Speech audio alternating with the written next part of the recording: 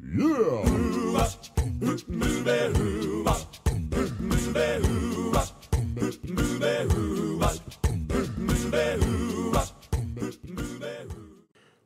up, everybody? It's your boy back with another reaction video. And I'll be reacting to for the first time. This is from the YouTube channel Mr. Ballin. Someone mentioned this, and it's like maybe take a gander at Mr. Ballin. I don't know where their comment is because I remember them mentioning this. And I'd seen, like, I had been recommended some of his videos before, but I never looked at them. And I mean, you look at recommended, and if you look at your own, like, how many of those do you actually look at, like, you know? But that aren't people you already subscribe to. But someone recommended, and then the not the video, but the comment was just gone. So, because at first I thought, because sometimes the way YouTube works, which I thought was weird, that they changed the way comments come in. Like, comments come in, but they're held if they're deemed inappropriate. Like, I've had comments held. I'm like, this isn't inappropriate at all. Like, and it's not like, oh, someone who might be a little bit more sensitive might deem this inappropriate. Like, no, it's just inappropriate for some weird reason. And I don't see it until I go in and look at the comments that have been held, because they're inappropriate and they're waiting for me to approve them. I'm like, where are all these comments coming from? Like, because they don't come up and I don't see them unless I go into the YouTube studio and see, and they click on like comments held, and then like held because they're inappropriate, and then it shows me like a bunch of comments. Like, and a lot of them are usually people putting in stuff like they're trying to, you know, sell stuff like that, and it's deemed inappropriate, I guess. But I don't know why it does that, and you can't change it, because I changed it to where it just accept all comments, and then if I look at it, I'll just delete it, you know, myself if someone says something crazy or whatever.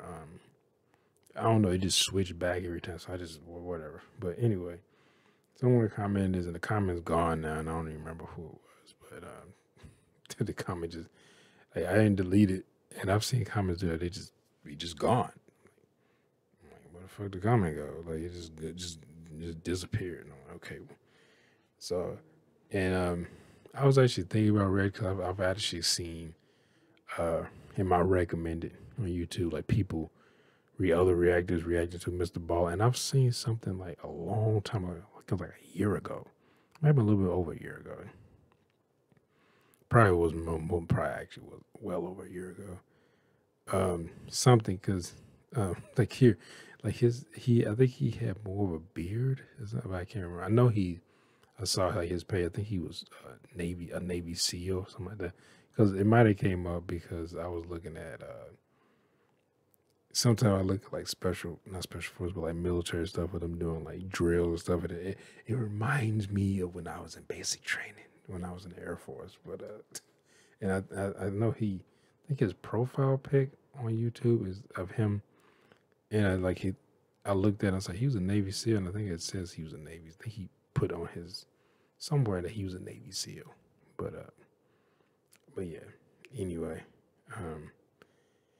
so I saw this came out recommended. It said, the surgery you never want to experience, mature audience only.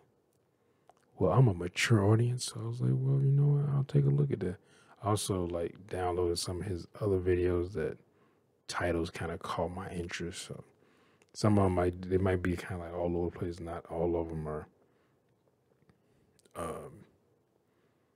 like, you know, recent. I looked at something like that was 9 months old or a year. It says a year, but it's probably over a year old. So I was like, it looked interesting. So we'll see. Let's go. From, like I said, I never actually looked at any of his videos. Well, not in its entirety. I did look at something. I don't remember what it was. I looked at like a few minutes of it, and I was like, I kind of like his storytelling. Like he kind of reminds me of. It reminds me of like if you talking to a friend of yours and they're telling you a story that they remember almost every detail, but they're just telling you to it. Like it was something. Damn, I can't remember what it was. It was something I was watching, and like he was very good at, from what I remember. Damn it, what was it? I can't remember the name of the episode of the video. But he was very good at like building suspense to me. So I was like, huh, maybe that's why he's like so popular, because he's very good at like, he's not like I'm sure people looking at this like seeing his videos, and I will put a link in the description so you go check out his channel yourself. But like, comment, subscribe, all that good stuff. But he's not like a narrator. Like he's like telling a story. It's very reminiscent of, I guess you could say, like Nightmare Files or Mr. Nightmare or Chill. Was it Chill Scares or Chilling Scares or whatever? Like a lot of those, like creepy pasta almost type channels. Except different. Like I said, it's like if you were talking to a friend and they were telling you a story. Like it's more like that. But the thing is, your friend remembers almost every detail of the story. Like so like that's the difference. That he and your friend is like knows how to build suspense to make you where you're hanging on his every word. So it's like, it's not like a narration like listening to Morgan Freeman narrate something. You know, it's not like that. It's like it's a different type, like a storytelling. You know, but then and also it's not the exact same with someone like I said, what, you know, those creepypasta type or those horror narration type channels where they're telling a story, but it's like he's telling a story, like himself talking to you about something he heard from someone else. And those creepypastas, like usually in their thing, they're telling the story from the point of view of the person that sent them the information, or they're pretending to be almost in a role, like they're talking from different points of view, you know, like that. So anyway, without further ado, this is like 35 minutes, like 36 minutes, because 35 minutes and 53 seconds. So here we go. Sometimes the truth is stranger than fiction, and today we're going to look at 3 stories that demonstrate that. But before we get into today's stories, if you're a fan of the strange, dark, and mysterious delivered in story format, then you've come to the right place, because that's all we do, and we upload once or twice every week. So if that's of interest to you, please offer to make the like button a nice oregano grilled cheese, but instead of using oregano, use ground up poison ivy. Also, please subscribe to our channel and trying to turn on kill somebody notifications so you don't miss any of our weekly uploads. All right, let's get into ground up poison ivy.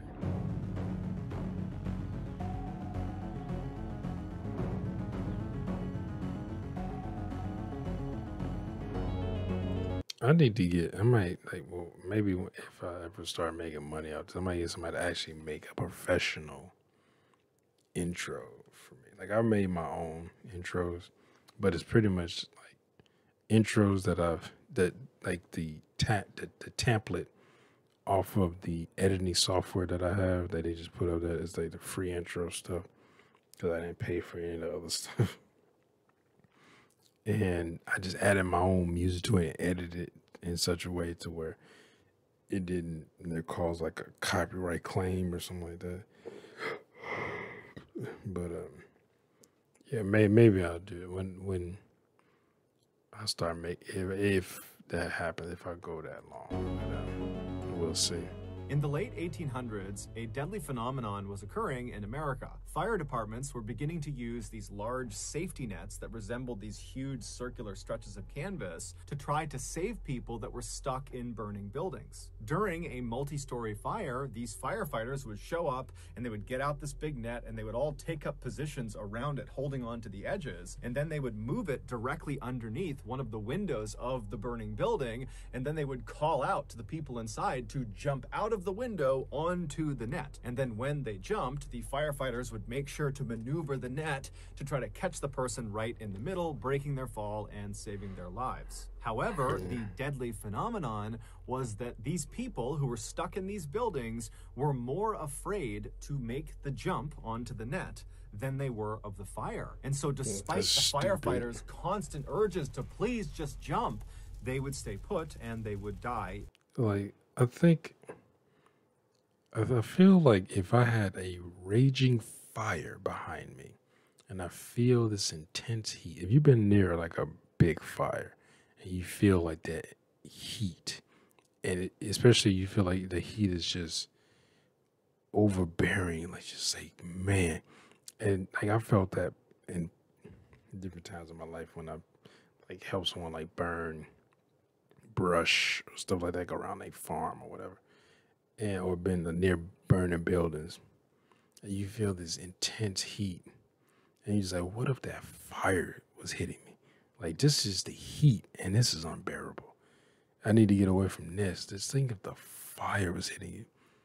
Like I'd rather jump out of a building and potentially die from a fall than to sit in a building and mind you, I have a fear of heights. Like anything over 3 stories, I guess, because I used to like, run back and forth on a 3-story apartment building when I was a kid, but that's something else. But that we had like a ladder from one building to another, and one time I actually fell and miraculously didn't break anything, which I don't know how that happened, but anyway, like I'd rather jump out of a window and just like fuck, I'm just gonna kill myself. If there was like no firefighters, no ladders, no nothing, and I'm just like, I'm not gonna get burnt up here. If I can't, there's literally nowhere I can go. I'm surrounded by fire other than jumping out of this window. I'm just gonna jump out the window and just make sure that I fall head first, just crush my brain and die instantly. But there's if you see there's someone down there and they're like, hey, you jump out like right here. Like I'm not gonna be like, you know what? That's too scary. I'm just gonna stay up here and burn alive. Cause when that fire start licking your ass, you might like. I feel like if someone's like, yeah, I'm not gonna jump out there. I'm gonna just take my chances with the fire, and that fire start like licking your ass. Like I feel like you should just dive like out the window. It's like, but I mean, I guess people were just so afraid.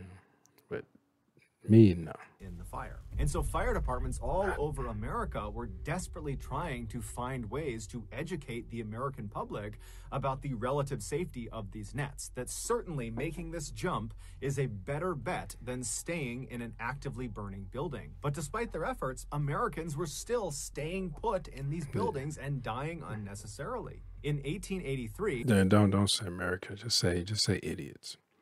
He's saying Americans because probably other places in the world they were already doing this and they didn't have this problem.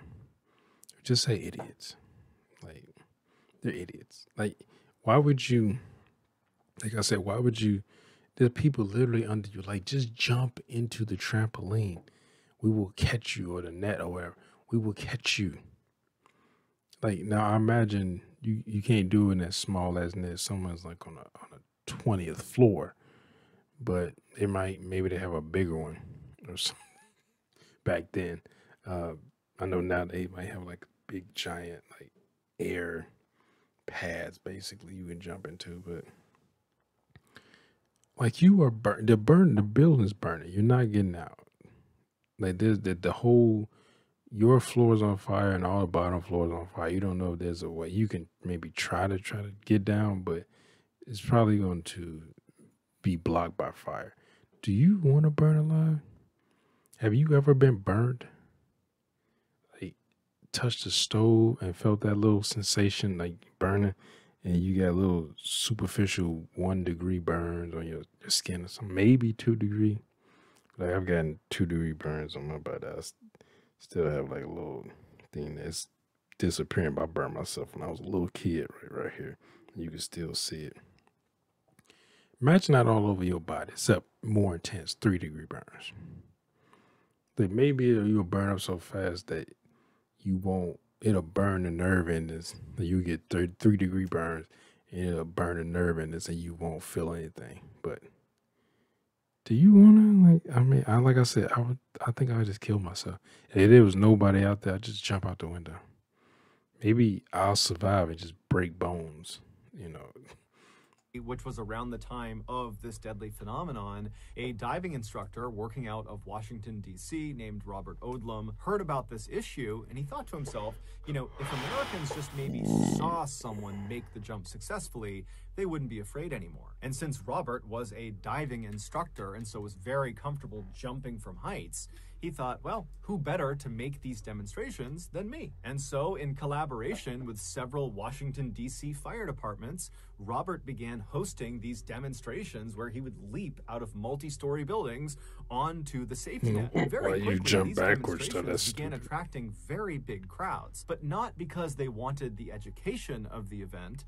They just wanted to They see just someone liked it. jump out of a building onto a net. It was like a circus act. And Robert, who was not expecting this to happen, found himself really enjoying the attention he was garnering. Of course, this is like people who like. I mean, his reaction was like, "Oh, I'm trying to educate people," and people are like, "Oh, we just like seeing death-defying leaps without us doing the death-defying leaps," and oh, he does it, so it gives us that sense of being close to death, almost like a roller coaster. So like you're kind of being close to it, but you know it's relatively safe. Like it's just like that. So you're close to it, except you're not even doing it yourself. Someone else is doing it, and you're just watching. But it's very reminiscent of people just watching people get executed back in the day. A bunch of people would just crowd around, watch someone get hanged or beheaded. It made a big spectacle. It's the same shit, except that was more involuntary and more brutal. But it's the same shit. People they're being close to it without actually having to experience it. And so pretty quickly, he stopped doing demonstrations to show off fire net safety and instead began jumping off of huge bridges. Of course it into did, because bodies it's probably of making water money. just because people thought it was awesome. And he was liked the becoming attention. This celebrity in Washington, D.C. Yeah. And soon, Robert began taking his show Why is this all in New over York, the country, though? basically touring to all these bridges all over America. And he would put out these flyers all over the city, encouraging people to show up to the bridge on the day of his jump. And then when he would get to the bridge, there'd be hundreds and I gotta hundreds go of to people New York cheering before I him get on. too But old. Robert's very unlikely and rapid rise to fame and fortune quickly spawned copycats. And in 1885, so 2 Of years course. after Robert had begun this jumping venture, his popularity was beginning to wane because he was no longer as unique. Before, it was really just him doing these jumps, and now he was kind of a commodity. And so, feeling desperate to become relevant again, Robert thought to himself, I gotta do something. This is the same shit as, I know I keep pausing, but sorry. This is the same shit as like nowadays was you doing shit and you feel like you need this like you need likes almost. And it's the same shit, like he needs people to like him because other people are doing the same shit he's doing. It's just like YouTube or anything, acting.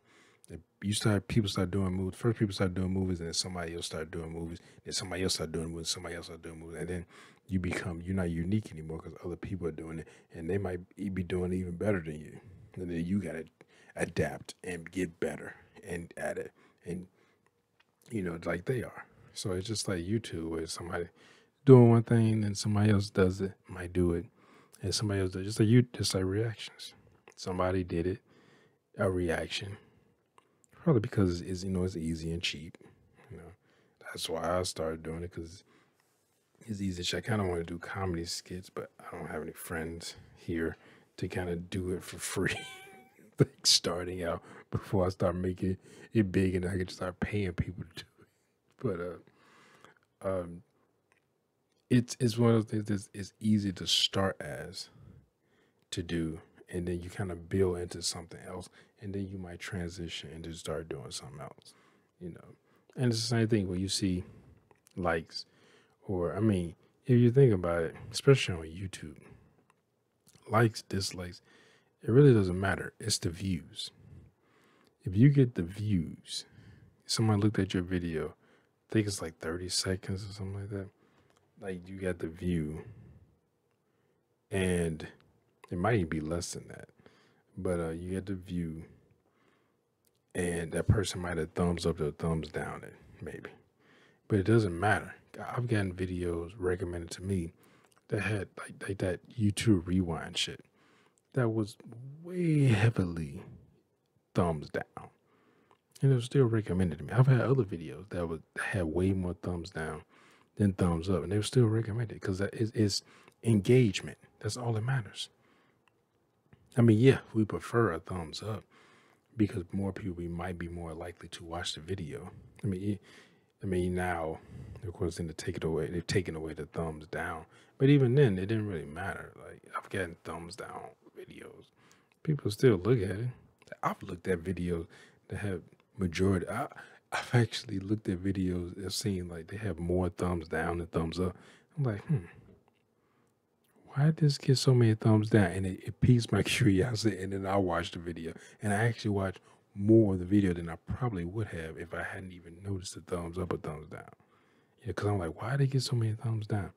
And I don't even think about when there's a bunch of thumbs up. I'm like, oh, whatever. Because you see more of that than thumbs down. But when it's thumbs down, it's like, why did they see the thumbs down? You know, and I know I've watched videos where I watched the whole video. And I was like, okay, I mean, it wasn't great, but I wouldn't have given a thumbs down.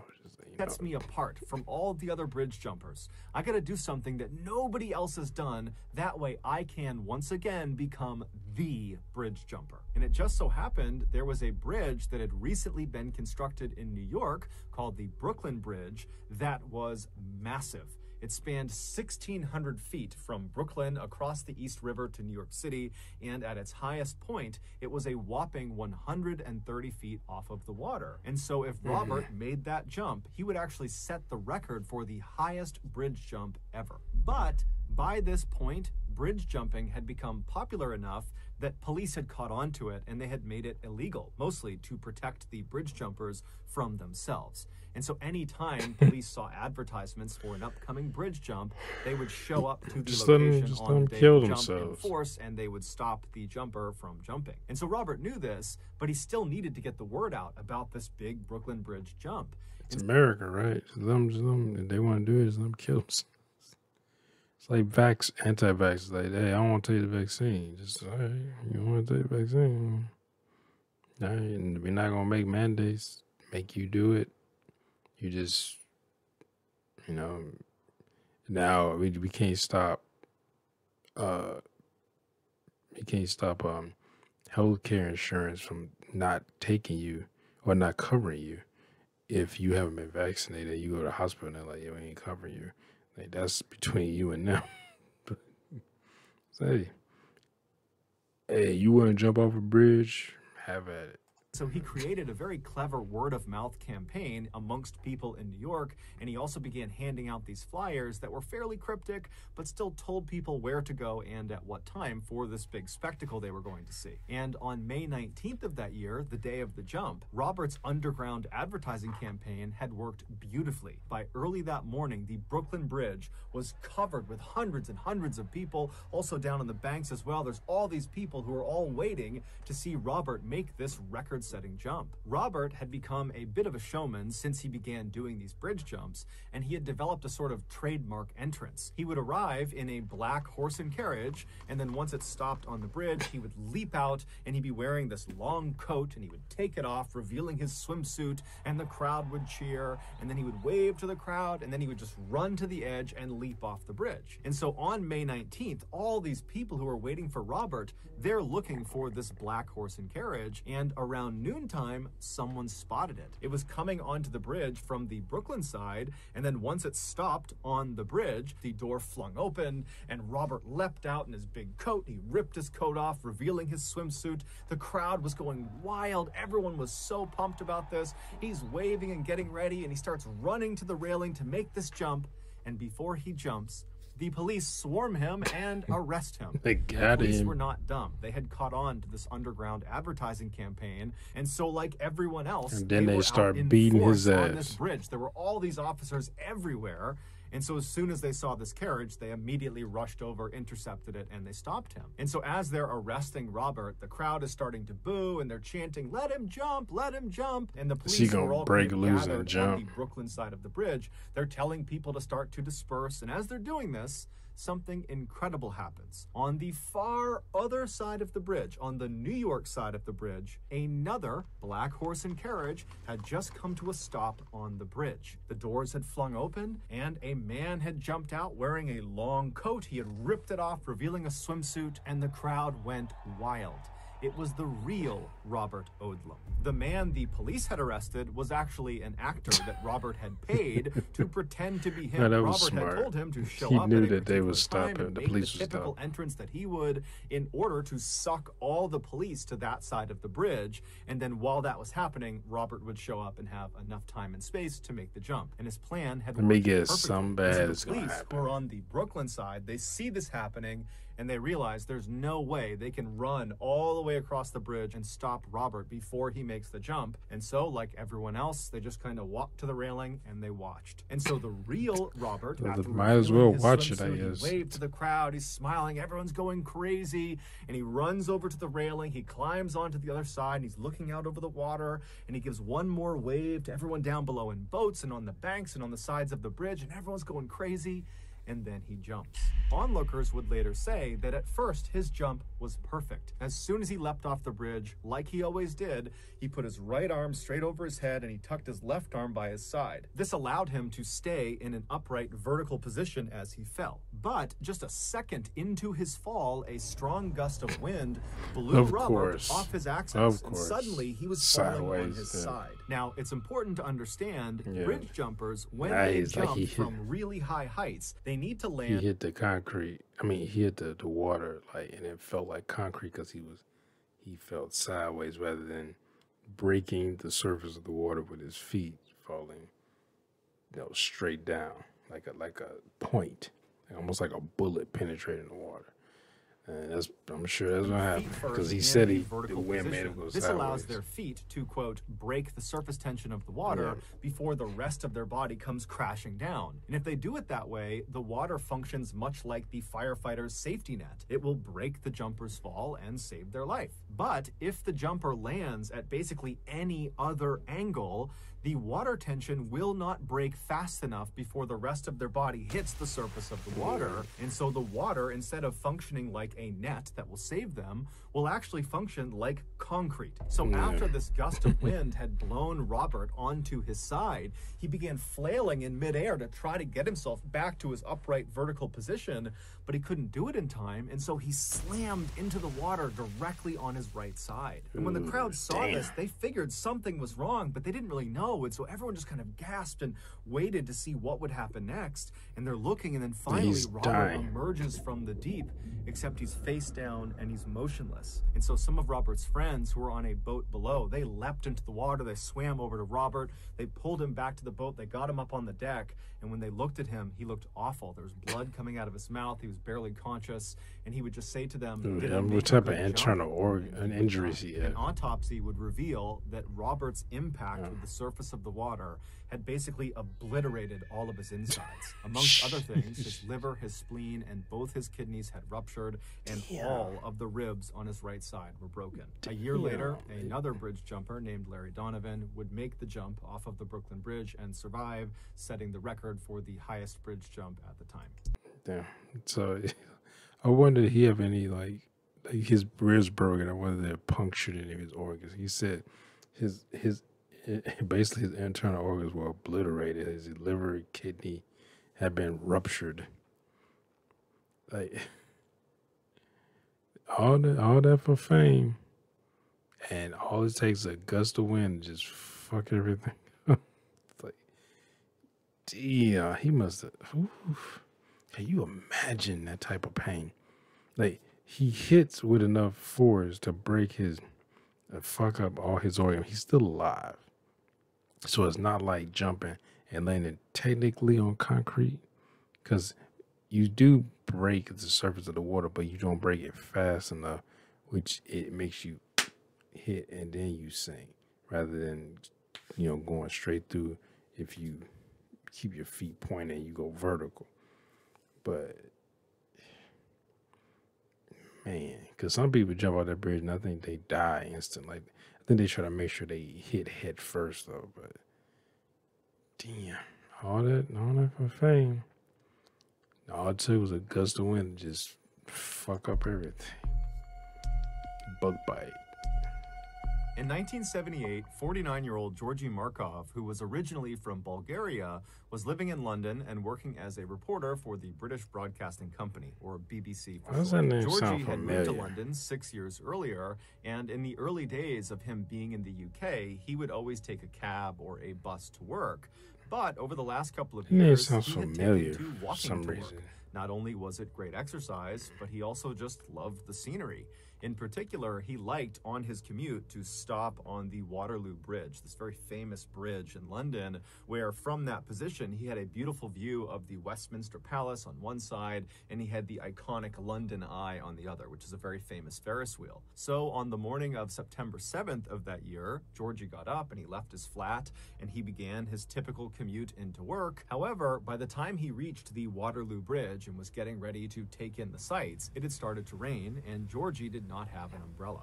And so instead Dude, you're in of sightseeing, fucking he just London. kept on Of course, walking you as should quickly always as he could to carry try an and umbrella. get to his office before he got completely soaked. But by the time he was just on the other Or side carry of a the Waterloo parka with Bridge you. and still had quite a distance to cover to get to work, the skies had completely opened up. And so as much as Georgy wanted to walk, because this was something he really enjoyed, he decided it was not worth it. And so he began looking for a bus stop, and he found one pretty quickly, and he rushed over to it. There was an awning that the commuters could stand underneath, and so he ran underneath I this need to go awning, to getting out London from one under the day rain, too before I get and too then he old. proceeded to wait for the next bus to take him the rest of the way. As he stood there waiting, he suddenly I got felt a time. shooting pain in the back of his right thigh. And instinctively, without even knowing what it was, he just reached down and grabbed his leg, but he couldn't feel anything. And then he tried to kind of look around and look down at his leg, but it was just too crowded around him, so he really couldn't do it.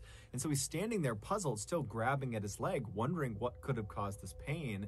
And the only things he could think of were, maybe someone near him had a pen or a pencil out and they accidentally poked him, or maybe it's some sort of bug that bit him, a spider or a bee or something. He didn't know, but there weren't that many.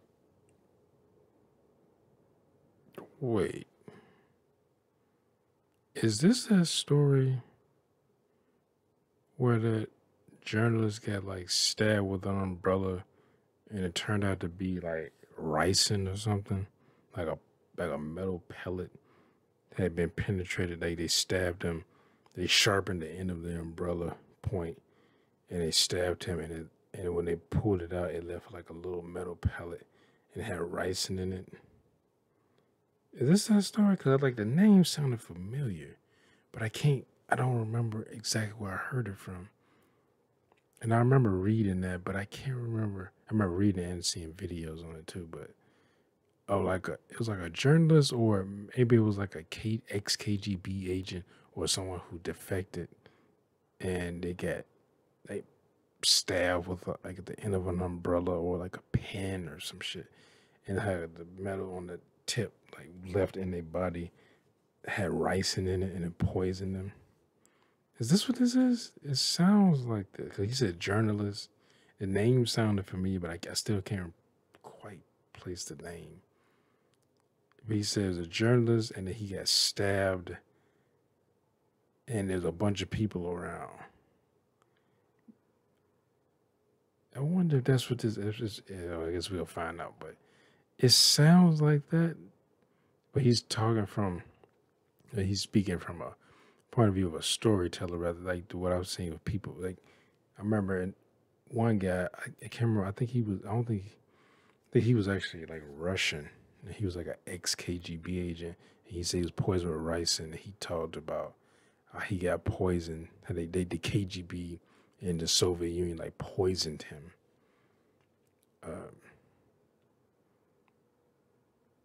But I don't remember that was the umbrella. Scenarios that made sense to him, but before he could spend very much But time he didn't dwelling on say what anything had about caused umbrella. this, But the bus arrived and Georgy turned around. He hopped on it's board, like bug and by bite. the time the bus pulled up in front of his office building and he had gone through the doors of the BBC, Georgie had effectively forgotten about this pain in his leg. But when he got up to his actual Oh, he desk worked at the and sat BBC. down on his chair, when the underside of his thigh made contact with his chair, it sent that shooting pain into his leg, and immediately he noticed it. It was almost like he had a splinter stuck in the back of his thigh, and by pressing it down on the seat, it was driving that splinter deeper into his leg. And so Georgie stood up immediately, and he's grabbing at the back of his leg, and he's kind of craning his head to look down at the back of his leg, but he doesn't see anything there. And so he's standing there wondering what he should do. He's got a really busy day ahead of him, and he's thinking, should I maybe go to the bathroom and see what this is? Should go to the He hospital. tells himself, you're overthinking it. This has got to be something minor. I need to get to work. And so he sat back down. Listen, I know this is in Britain, but in our cultures, work is above everything else, even family and everything else. But if you feel a sharp pain, particularly a sharp pain, you feel like kind of like a soreness, they might tell you, you put ice on it. I mean, not ice, but it's ice, yeah, on it. Or you should put a heating pad on, but they used to say you put ice on it. But anyway, like if you feel like a sharp pain, you should probably, and it continues, you should probably go to the hospital. It's like when people work out and they feel like a sharp pain and they're like, oh, I'm all right. Like, and they keep working out. I'm like, dude, you should stop. Like, you shouldn't feel pain. Like tightness, soreness, that's different. That's not the same. You work your muscles, they might be getting tight, they getting sore. That's different. If you start feeling like a sharp pain in a particular area that you're working out, you should probably stop. It's not a problem. You should stop.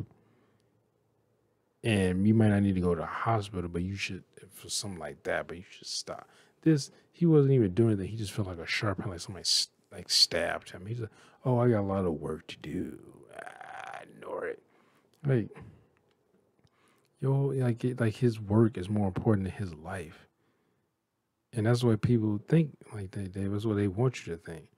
Like, your work is more important than your life. If you fucking die, you work until you fucking die, and then we just replace you once you're dead. Down in his chair, being very careful with his right leg. Your and he fucking placed it number. down so as not to press too hard on the spot that hurt. And then he just got to work. And over the course of several hours, even though he knew there was kind of a dull, aching pain in the back of his leg, he mostly forgot about it. He was just doing his job.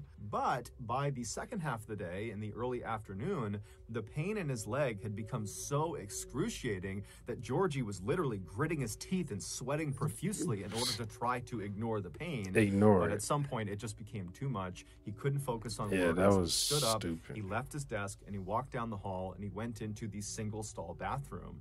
And once he went inside and he shut the door behind him, he pulled his pants down and turned around and looked in the mirror to use the reflection to look at the back of his leg. And right away, there was a little bit of a relief there, because what he saw was a little bit of redness, a little bit of swelling, but nothing significant. It looked very much like someone must have hit him with a pencil by accident, or maybe it was a bee sting or a spider bite or something. But guess it's gonna get worse. It was definitely minor, at least in Georgie's mind. And so he pulls his pants back up, he tucks his shirt back in, he leaves the bathroom and goes back to his desk. And then he sits down, and despite this intense pain in his leg, he's convinced himself it's no big deal, and so he just kind of grits his way through the rest of his workday. When he finally got home again and walked through the door, Georgie's wife looked at him and was like, "What's wrong with you?" He was so pale, he was sweating profusely, he looked awful.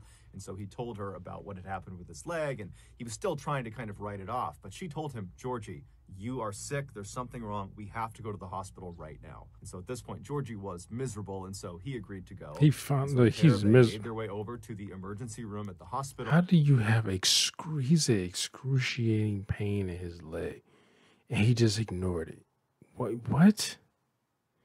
Like when I had knee issues on my left knee, because I hurt my knee when I was in the military.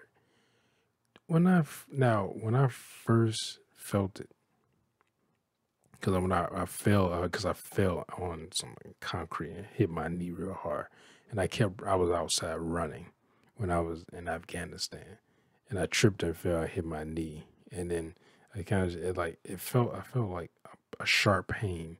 And I just brushed off my knee and just kept running, and because I was almost done with my run. It was my day off, I got back to my bunk. I was took a shower and stuff like that, brushed my teeth, whatever.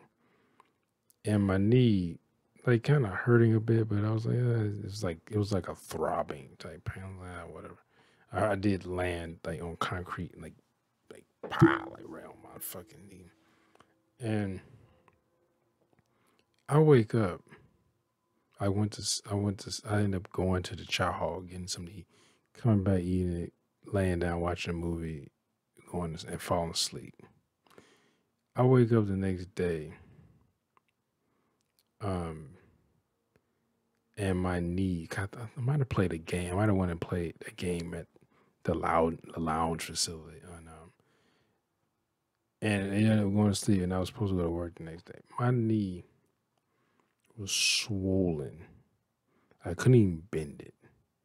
Now I got up. I kind of like took another shower, and like it was hours, 8 hours later, and took another shower, get ready to go to work. And I walked to work, and my knee was. And I remember my it was a supervisor that she was like, "What's wrong with you? Why you walking like that?" And I told her what happened. She said, "Maybe you should go to the hospital." So I said, "I am. It was fine. I landed on my knee. It was fine, but now I woke up and it's swollen like crazy, and I can't bend it. So I'm walking like I don't have a knee, like any mobility in my knee on my left side." And I ended up going to the hospital when I got off work that day, and they just said like, look, there's some trauma to the knee and stuff like that, and they gave me some Motrin because it's the Air Force. Just give you a bunch of fucking Motrin, a bunch of painkiller, and they was like, probably get it. He was like, probably should get it looked at when, because this was close to when I was getting ready to leave and come back to the States. I think I was like a couple weeks before I actually left, and he's like, you just get looked at if it gets worse when you get back to the States. Because he said you can't do X-rays and stuff here. I did this little clinic and stuff, but you probably go to the hospital. But they didn't deem that it might have been that bad. They like, don't run on it and stuff like that. And my knee was like horrible. Like this was, but I went immediately after that because I was like, my knee swole up, and I went and I couldn't move it, I couldn't bend it because it was so swollen. Like this dude, like it wasn't even excruciating. It was just like tight because it was swollen and inflamed. And this dude had excruciating pain. He's like, I'm gonna keep working. They go inside, and a doctor pulled Georgie into an exam room and said, okay, tell me what's going on. Why are you here? And Georgie would explain how in his morning commute, he had stopped at this bus stop and then felt this shooting pain. And then he told the doctor, I'm pretty convinced this is someone who might have accidentally jabbed me with a pen or a pencil, or it's a bug bite, a spider bite. I don't know what it is, but I'm convinced it's something minor. And so the doctor, he hears this, and he asks Georgie to stand up, pull his pants down so the doctor can get a look at the site. And so Georgie does. He gets up, he drops his pants, and then as the doctor bends down and begins looking at the back of his thigh, Georgie kind of turns around and looks down, and he's shocked at what he sees.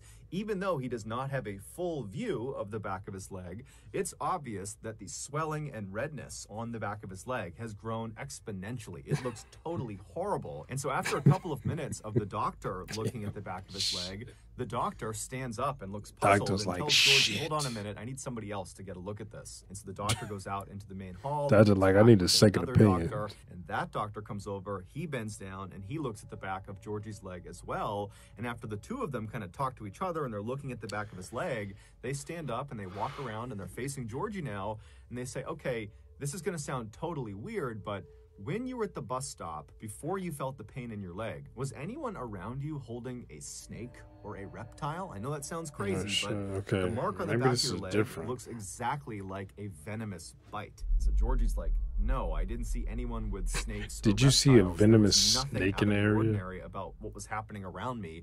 when I felt this pain in my leg. We were all just standing there, and then I felt it in my leg. That was it. And so the doctors would tell Georgie that, they didn't really know what was going on with his leg. And so the best thing to do here is just to admit him to the hospital and monitor him and, try to run some tests on him and try to make him comfortable. And so that night, Georgie was admitted to the hospital. He was set up in his own hospital room. And right away, the nurses and doctors began administering different combinations of medicines and treatments to try to lower the swelling and the pain in his leg. But it just seemed like nothing was working. And so all night, his condition seemed to get worse, not better. And then the next day, when he woke up, his leg was much, much worse. It was extremely swollen. It almost looked like a balloon that had been completely filled. It was very red. Damn. And Georgie himself was also beginning to lose touch with reality. He had become convinced that someone had tried to kill him, and that was why he was so sick. And this delusion of his got so extreme that he was afraid of his doctors and nurses. And so it became a big challenge trying to help him because he was effectively fighting them off. By the next day, Georgie's condition overall had become critical. He was very clearly on the brink of death, and his mind was effectively gone. But the doctors and the nurses really had no idea what was going on with him, and so there was nothing they could do to help him. And then on the last day he was in the hospital, the third day, Georgie would die. His body just shut down. Damn. Given the strangeness of Georgie's death, his body was sent for an autopsy to try to figure out what had caused that leg pain, because that seemed to be the trigger that ultimately killed him. And sure enough, during the autopsy, the coroner made a surprising discovery. Buried in the back of his right leg, right underneath the site that was where he felt the pain, was this little piece of metal. It was so small, the coroner actually almost didn't see it. But when he did see it, he put it under the microscope, and what he saw was this obviously man-made metallic disc that had these two small reservoirs drilled into it. And so they sent this disc off for further testing, and what they discovered was there was ricin residue inside of those two reservoirs. Ricin is an extremely powerful poison. It is more lethal than cyanide, and it has no antidote. And the symptoms of ricin poisoning often look like the symptoms of other diseases or illnesses, and so it's very difficult to diagnose. And so as a result of these factors, ricin is a very popular poison for assassinations. And the belief is that that is exactly what happened to Georgie. He was assassinated. But to this day, we don't actually know who assassinated him. However, the running theory is that Georgie, who was a reporter for the BBC, he covered politics, and he often spoke very critically about the Soviet Union. And so this theory goes that the Soviet Union's intelligence agency, known as the KGB, they assassinated Georgie for what he was writing about. Adding credence to this theory, a former KGB officer named Oleg Kaligan, who was exiled to the United States in 1991, he claimed that he oversaw the assassination program that targeted Georgy Markov. He said what they did is they put this little tiny disc, that metal disc with the ricin inside of it, they put that at the tip of an umbrella, and they made sure the disc itself was fairly sharp. And then the KGB assassin with this umbrella simply followed Georgie on his typical morning commute, and then when he stopped at that bus stop, the assassin jabbed him in the back of the leg and then faded into the crowd. According to Oleg, those little metallic discs that had the ricin inside of them, they were actually covered with a thin layer of wax, and only when this disc had been placed inside of the target's body would their body heat melt that wax layer off, exposing the poison, and then their target would die several days later, as Georgie did. However, Oleg's story, despite being as compelling as it was, didn't have any hard proof to back it up. And so to this day, there has been no one officially charged with Georgy Markov's murder. In 2006, 73-year-old Sherman Sizemore was the definition of a man's man. He had spent the bulk of his adult life doing one of the most dangerous jobs in the world, mining for coal in West Virginia. And while he was a coal miner, he apparently had lost track of the amount of times he had nearly been killed from mine shaft collapse and gas leaks. Later on in life, after his kids had all grown up, he had retired from coal mining and become an ordained Baptist minister. And despite his harrowing backstory and burly, intimidating appearance, he was known to be incredibly gentle and very calming to his parishioners. He looked was like also the known Punisher, to be except an he was a incredibly priest. devoted grandfather, to the point where if there was a chance to spend time with his grandkids, he would basically throw all of his responsibilities out the window to do that. But in January of that year, something changed in Sherman. He went from being this pillar in the community to being a deranged, paranoid lunatic. It all started on the afternoon of January 19th. Sherman and his wife Ruby were sitting in their home alone on the couch,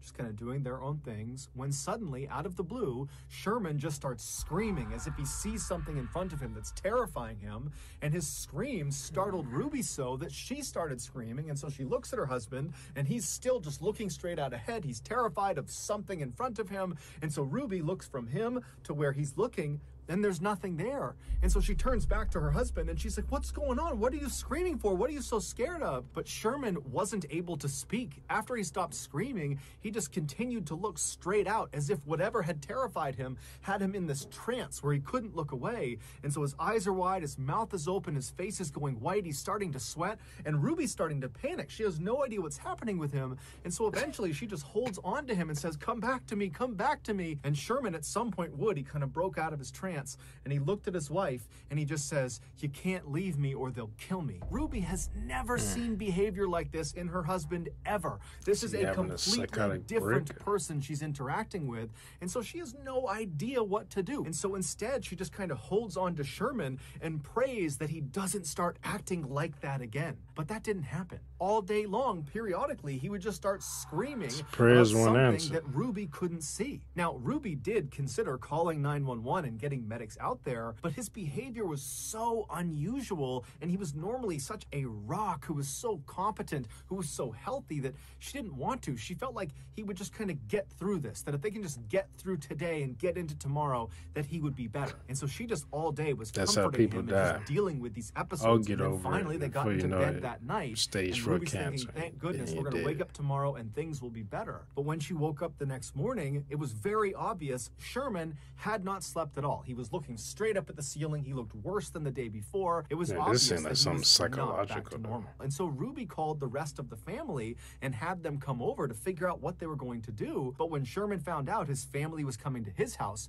he told Ruby they can't come inside. He was afraid they and others were conspiring to bury him alive. The only person he could be around was Ruby, and his whole family had no idea what to do. Little did they know there was actually a very specific reason he was acting the way he was. A few months before January 19th, which was the day Sherman turned into this different person, a few months earlier, he began complaining of severe abdominal pains. And so he and his wife Ruby and his daughter, they went to the hospital, and the doctor, after examining him and running some tests, determined that most likely his pain was coming from his gallbladder. But the only way to be sure would be to do some exploratory surgery and literally look inside of Sherman's gut and look at his gallbladder and see if that was the problem. And so the doctor asked Sherman, are you prepared to do an exploratory surgery, or would you like to just kind of wait it out and see what happens with this pain? And so Sherman talked it over with his wife and his family, and they made the decision that the pain was just too much,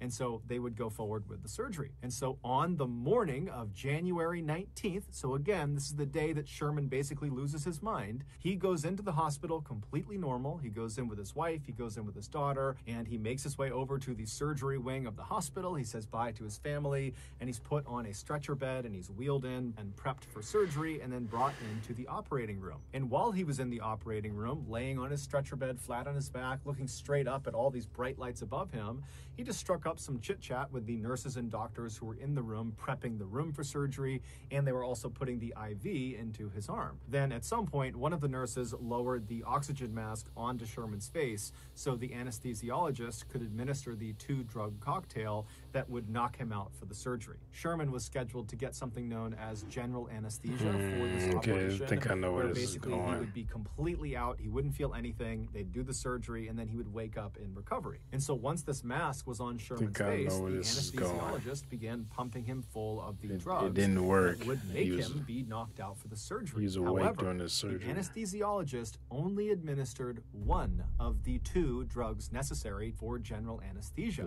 He administered the paralyzing drug, Yeah, he was but he awake. did not administer the actual anesthetic that And he would knock him would out, probably feel and most everything, importantly, would get rid of all of his pain. And so as this mask is on his face and Sherman believes he's being given the proper dosage I've of heard drugs, this happening to the people. nurse who was nearby told Sherman to go ahead and start counting backwards in his head from 10, knowing full well that Sherman would pass out before he reached 0. And Sherman knew this too. He had been in surgery before, and so he happily began counting in his head. 10, 9, 8, he started to feel something. 7, 6, 5, 4, 3, 2, 1. Boom, he was out. Except he wasn't. When he reached 0 in his head, counting down, he realized he had not passed out. He began taking mental stock of what was going on, and he realized he could completely feel his body. But when he tried to move his body, he couldn't. He was completely paralyzed. When he tried to make a sound, he couldn't because his vocal cords were also paralyzed. The only thing he could move were his eyes. He could move them left and right. However, they had taped his eyes shut, so he can't see anything. And so Sherman is thinking to himself, okay, I've been given the drugs, maybe they're slow acting. Any minute now, I'm going to drift off to sleep, and this will just be a distant memory. But after a few seconds, he's hearing the doctors and nurses in the room. He can't see them, but he hears them. They seem to be moving towards doing this operation, and he's still awake. And so Sherman becomes frantic and starts flicking his eyes left and right as fast as he possibly can. And the rapid eye movement actually loosened the tape on both of his eyelids, and it created a tiny slit that he could actually look through. And what he saw terrified him. The surgeon was walking over next to him. He was getting his gloves on. And then the surgeon says, "Scalpel." And the nurse hands him this chrome metallic blade. And the surgeon takes the blade and begins cutting into Sherman's midsection. Sherman felt everything, but Sherman couldn't do anything about it. All he could do was rapidly flick his eyes left and right in hopes one of them would see that he was awake, that he was feeling this. But no one was paying attention to his face, so they didn't see his eyes moving around. And so the surgeon continued to cut into his midsection until he had cut out a fairly significantly What are you sized. doing? It's like it's a scalpel. They just it's sharp. It's extremely sharp. So he's basically almost like drawing. Like just do like that. He's like they're using a saw. Just cut. I mean, he doing that for dramatic effect. He just like they just cut like.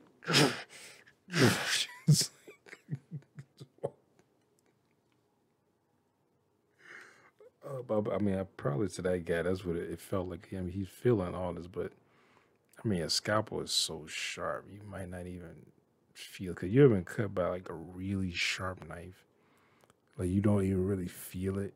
Like I've been cut by sharp knives that my knives that I had sharpened, and then I accidentally cut myself and didn't even notice until I saw blood, and I was like, "Where's that blood coming from?" Then when I see where it's coming from, then it starts to like kind of hurt. It's weird.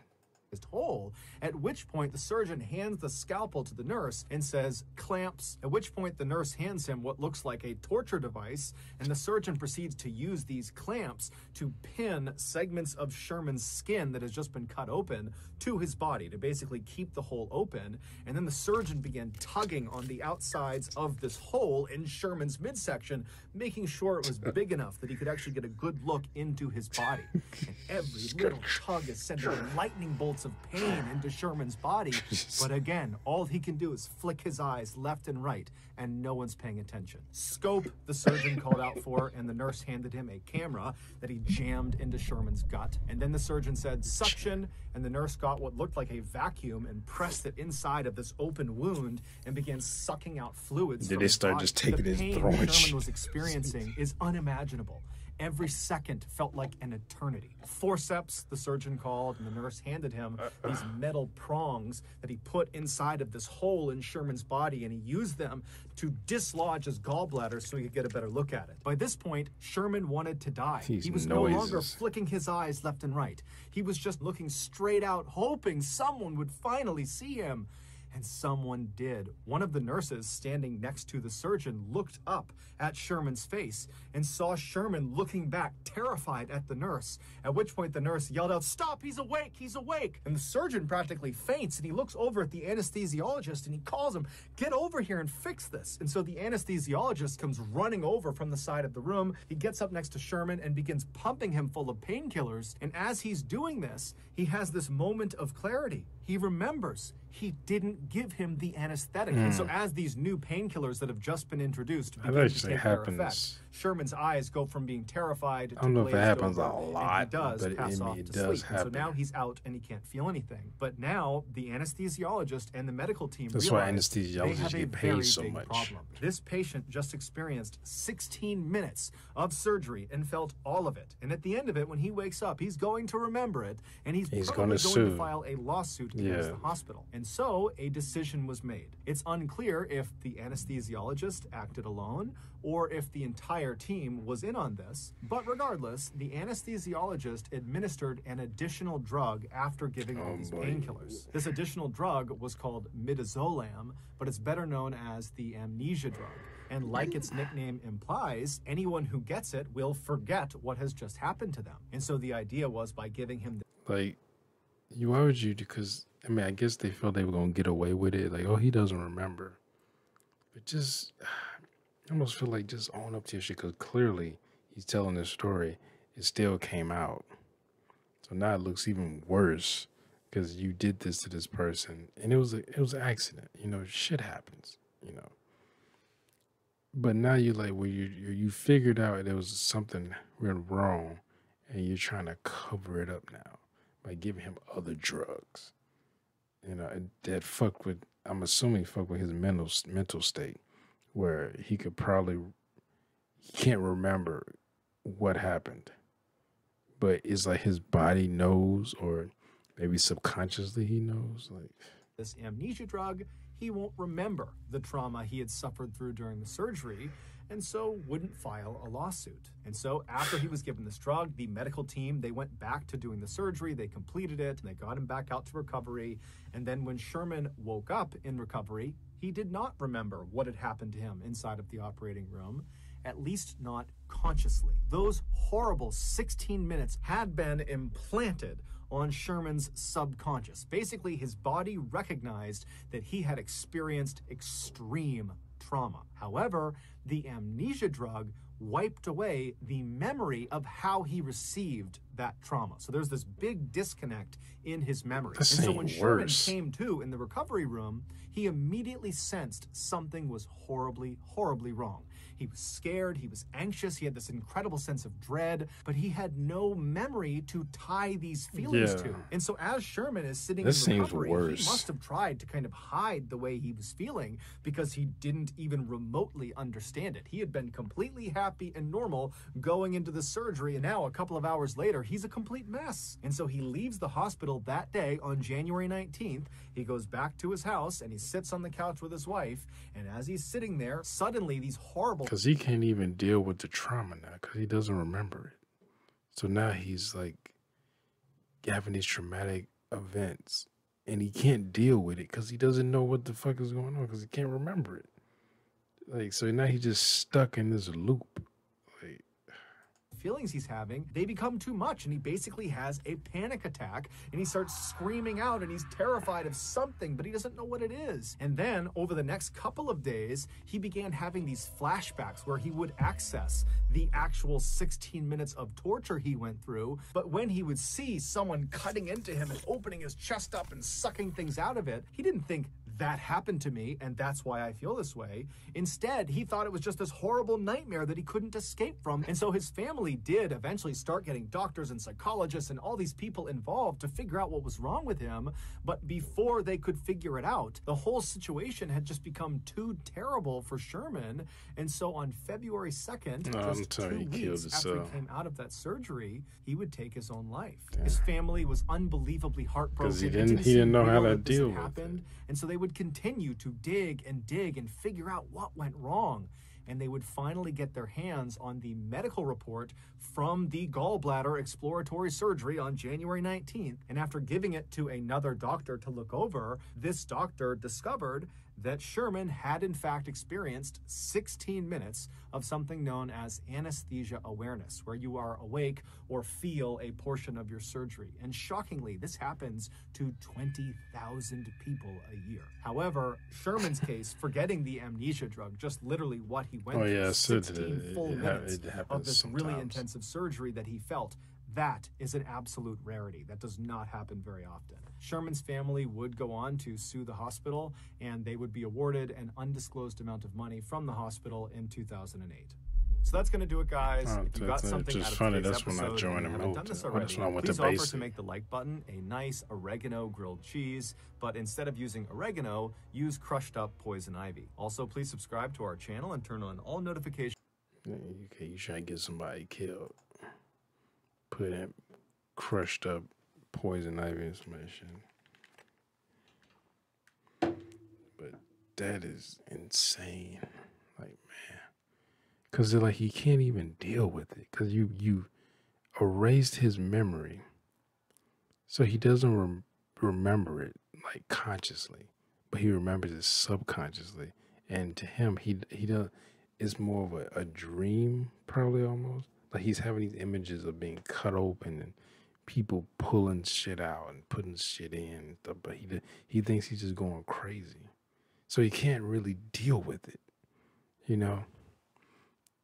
And then he didn't go to the hospital because he doesn't know what's going on.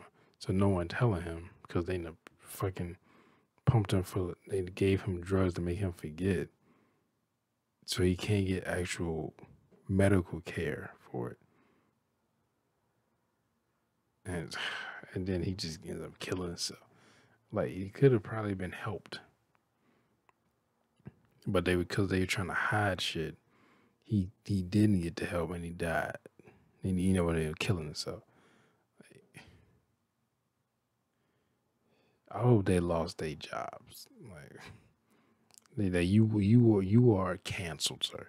You can no longer work. You are truly canceled. Not this bullshit out nowadays where someone get canceled and then like a few months go by and they go right back to what they were doing. Like I'm talking about, you are banned. You have like the surgeon lost their license, like the anesthesiologist lost their job, the nurse lost her job. Like you are done in the medical field. As far as like what we do here, like you are done, son. Like maybe you could maybe you can come back later on, but like you have to. For one thing, you're either you 100% like the surgeon can 100% just lose their license, and you can't get that back unless they do something like you lose your license and then feel like based like a suspension like for 6 months to a year, and then you can reapply for that license again. You got to go through the motions again, and you might be able to get it back, but like that because you didn't like if it was one thing you made a mistake, okay, surgeon didn't make the mistake, the anesthesiologist made the mistake, but because all of you agreed to do this thing where you gave this man a drug to make him forget what happened because you were afraid of getting sued, and then because of that caused him to feel like he was losing his mind and then take his own life. Like, I'm being generous by saying they that didn't even bring in, charges of like manslaughter or something like that. Like I said, just even better just own up to it. Like, oh, we made a mistake. That way, this person can get help or what other drugs or whatever they need to help this person get over this trauma or talk to somebody or whatever, But now you fucked them up because now their mind is playing tricks on them because they don't know why they feel this way because they don't remember. And they're like, what the fuck? Why do I feel this way? And you like, and this trauma is coming back constantly and they can't sleep.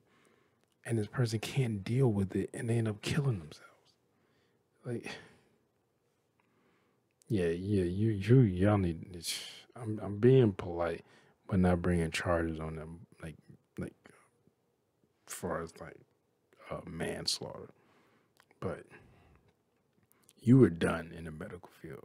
Whatever they like said, the surgeon, anesthesiologist, nurse, you in there. Y'all made this decision to do this all together. You're done, unless they can prove like, oh, okay, the anesthesiologist is the only one who made that decision, and they didn't know he or she gave them the drugs. That's different, but And then the only person, anesthesiologist, needs to lose their job, go to jail. But if they all agree to it, you go to jail or minimum, you're done in the medical field. Like, you might get a job, I don't know, fucking teaching somewhere or something, I guess. But you're done as far as like actually in the medical field. But anyway, hope y'all enjoyed my reaction. What if you did? Make sure you hit that thumbs up button down below. Make sure to subscribe if you're new here. Hit that bell. Let me know if I want to upload videos. Comment down below. Share this video. I'll see y'all next time. Peace.